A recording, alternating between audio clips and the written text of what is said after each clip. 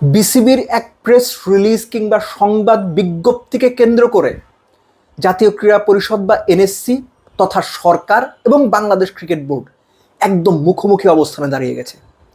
ঈদের আগেই মাঠের ক্রিকেটের বাইরের ক্রিকেট জমজমাট হয়ে গেছে, রীতিমতো জমজমাট। বাংলাদেশ জাতীয় ক্রীড়া পরিষদ বা national sports council Tamim Iqbal রাজে অভিযোগ দিয়েছেন যে বিসিবির সবশেষ নির্বাচন সঠিক হয়নি বা অবৈধ হয়েছে।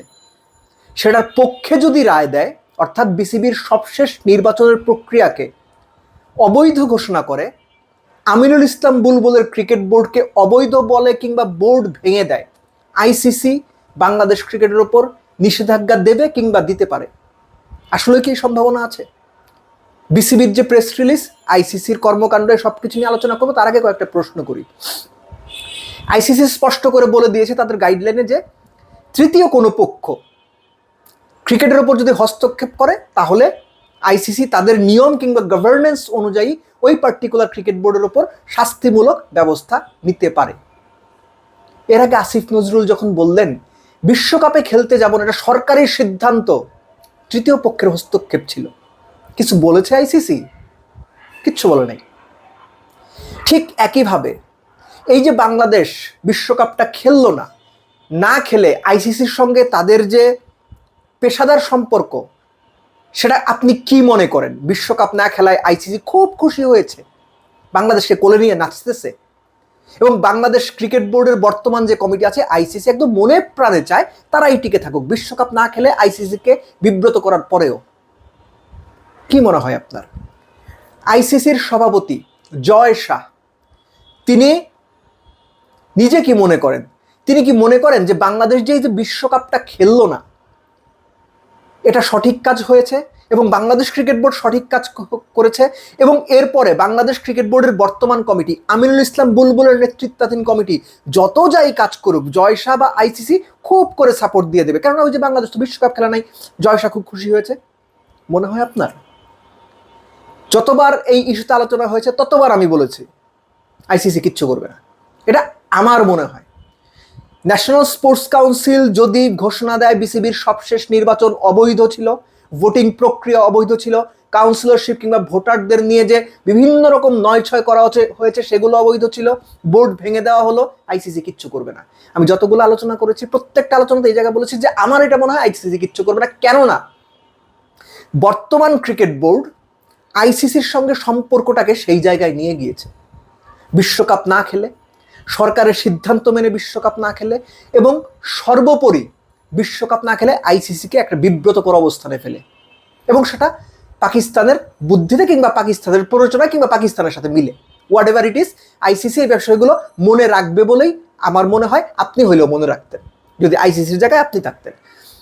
Bangladesh cricket board press release দিয়েছে, যার মূল কথা হচ্ছে এই যে তামিম ইকবালদের নেতৃত্বাধীন যে সংগঠকরা ন্যাশনাল স্পোর্টস কাউন্সিল একটা অভিযোগ দায়ের করেছেন যে বিসিবির সবশেষ নির্বাচনটা বৈধ হয়নি, সেটা তদন্ত করার জন্য বা সেটা খতিয়ে দেখার জন্য 5 সদস্যের একটা কমিটি গঠন করা হয়েছে। সেই কমিটি যে রিপোর্ট দেবে তার উপরে বেস করে সিদ্ধান্ত নেওয়া হবে। বিসিবির যে প্রেস রিলিজ তার মূল বক্তব্য হচ্ছে এই কমিটির যে করা হয়েছে এটা উদ্বেগজনক, বিসিবি স্বাভাবিকভাবেই চলছে এবং বিসিবির যে নির্বাচনটা হয়েছে সেটা নিয়ম প্রক্রিয়া মেনেই হয়েছে, এবং বিসিবি মনে করে যে এই ধরনের কোনো ঘটনা, তৃতীয় পক্ষের হস্তক্ষেপ যদি ঘটে তাহলে আইসিসি থেকে বাংলাদেশ ক্রিকেটের উপরে এক ধরনের চাপ তৈরি হওয়ার সম্ভাবনা রয়েছে। বিসিবির পক্ষ থেকে আইসিসির সঙ্গে যোগাযোগ করা হয়েছে এবং বিসিবির পক্ষ থেকে আইসিসির সঙ্গে যে যোগাযোগ, সেখান থেকেই জানা যায় যে আইসিসি চাইলে তৃতীয় পক্ষের হস্তক্ষেপের কারণে বাংলাদেশ ক্রিকেট বোর্ডকে একটা কঠিন পরিস্থিতি বা চাপের মুখে ফেলতে পারে। এই হচ্ছে বিসিবির প্রেস রিলিজের মোটামুটি বক্তব্য, পুরোটাই ইংরেজিতে লেখা। আমি মোটামুটি সহজ করে বলার চেষ্টা করলাম যাতে আপনারা খুব সহজে বুঝতে পারেন কি বলা হয়েছে। জিনিসটা হচ্ছে ন্যাশনাল স্পোর্টস কাউন্সিল বা জাতীয় ক্রীড়া পরিষদ সরকারের পার্ট। ন্যাশনাল স্পোর্টস কাউন্সিল কখনোই সরকারের চাওয়ার বাইরে কোনো কিছু করে বলে আমি মনে করতে পারি না, এইবারও তার ব্যতিক্রম হবে সেটা আমি বিশ্বাসও করি না। ন্যাশনাল স্পোর্টস কাউন্সিল যখন কমিটি গঠন করেছে তখন সেই কমিটিকে কাউন্টার দেওয়ার জন্য বাংলাদেশ ক্রিকেট বোর্ড অগ্রিম একটা প্রেস রিলিজ দিয়ে ন্যাশনাল স্পোর্টস কাউন্সিলকে একটা চাপ দেওয়ার চেষ্টা করলো। আইসিসির কথা বললো, হ্যাঁ আইসিসি চাপ দিতে পারে যদি তৃতীয় পক্ষের হস্তক্ষেপ হয়। ভাই আপনারা ভুলে যাচ্ছেন কেন? আগেই বলতেছিলাম আমি, আসিফ নজরুল নিজে দাঁড়ায় বলছে যে বিশ্বকাপ খেলতে যাবো না, এটা সরকারি সিদ্ধান্ত।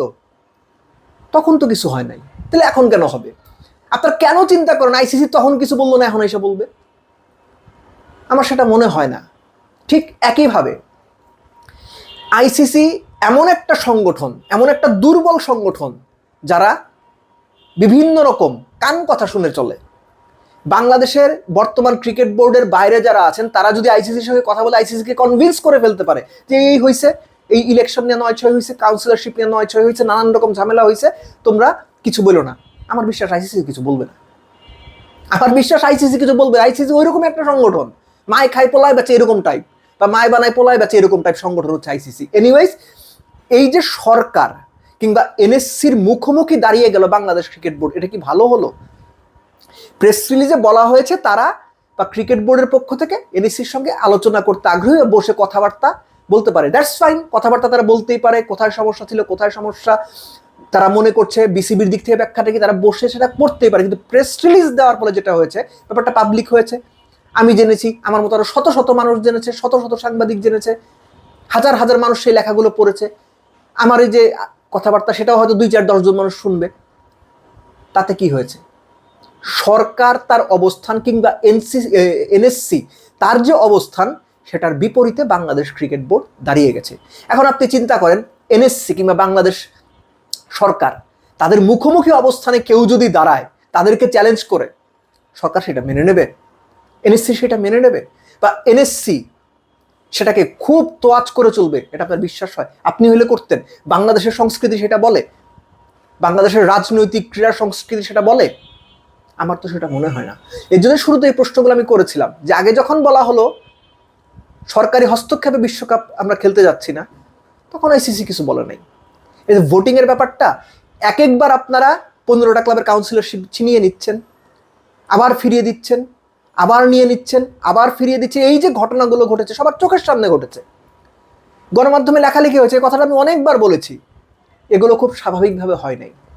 যখন ফারুক আহমেদকে সরিয়ে দেওয়া হলো, আমিনুল ইসলাম বুলবুল যখন চলে আসলেন, তখনও কি সরকারি হস্তক্ষেপ ছিল না? সরকার যে কাউন্সিলরশিপ বা এনএসসি থেকে যে কাউন্সিলরশিপ দেওয়া হয় সেগুলো তুলে নেওয়ার পর আরেকজন কাউন্সিলরশিপ দিয়ে ডিরেক্টর বানানো হলো, পরবর্তীতে প্রেসিডেন্ট বানানো হলো, সরকারি হস্তক্ষেপ ছিল না? তৃতীয় পক্ষের হস্তক্ষেপ ছিল না? ছিল তো। তখন তো আইসিসি কিছু বলে নাই, এখন কেন বলবে? কোন লজিকে বলবে? এবং এই বোর্ডের সঙ্গে আইসিসির সম্পর্ক যদি খুব ভালো হইতো, বা এখনকার বোর্ডে যারা আছেন তারা যদি আইসিসির সঙ্গে সম্পর্কটাকে রীতিমতো বন্ধুত্বের পর্যায়ে রাখতে পারতেন, তাহলে হয়তো একটা সম্ভাবনা ছিল আইসিসির দিক থেকে কিছুটা হলেও বাধা আসবে, আইসিসি কিছুটা হলেও বাংলাদেশকে চাপ দেবে। কিন্তু এই ক্রিকেট বোর্ড আইসিসির সঙ্গে সম্পর্কটাকে যে জায়গাতে নিয়ে গেছে, আইসিসির সঙ্গে বাংলাদেশ ক্রিকেটের প্রফেশনাল রিলেশনশিপটাকে যে অবস্থানে নিয়ে গেছে, সেখান থেকে আইসিসি এই ক্রিকেট বোর্ডকে সাপোর্ট করবে বা তাদের টিকে থাকার জন্য পাশে দাঁড়াবে, আপাত দৃষ্টিতে এটা মনে করাটা একটু ডিফিকাল্ট।